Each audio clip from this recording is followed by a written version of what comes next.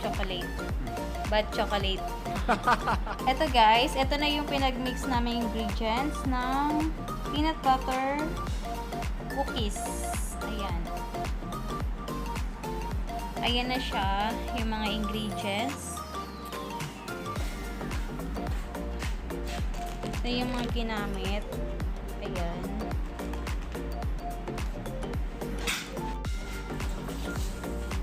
And then, ipo-form na natin to guys. Ipo-form na natin na cookies. Make sure na na-mix nyo masyado para ano yung lasa. Pero ang sarap na niya. Sarap.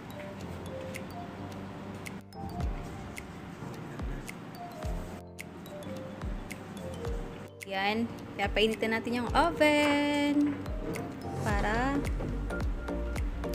ready na for cookies.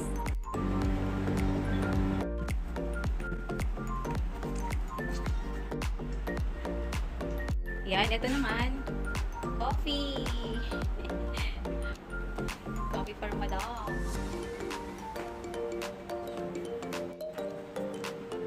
Ayan, at meron na tayong 13 pieces. 13, 14. Okay, we have 15 cookies. Vanilla cookies. Vanilla, pero ano yan? Chocolate. Kasi walang vanilla, kaya itong chocolate whey protein ang ginamit namin. Diet. Gamitin nyo guys. Ito yung protein powder whey proteinized. Ayan guys, so meron kaming paligo. Bake for 5 to 6 minutes. Ayan, nilagyan pa namin siya ng chocolate chips. Ayan. Ready to bake na guys. Ayan. Ayan, check natin siya 5 to 6 minutes. Ayan guys, almost done. There you go. Mainit. Uy, ganda na guys. Sobrang perfect yung pagka-bake niya guys. Only 5 minutes. Kung gusto niyo pang medyo light brown pa, you make it 6 minutes. But like that color is enough. Mainit? Ayan, taste natin guys.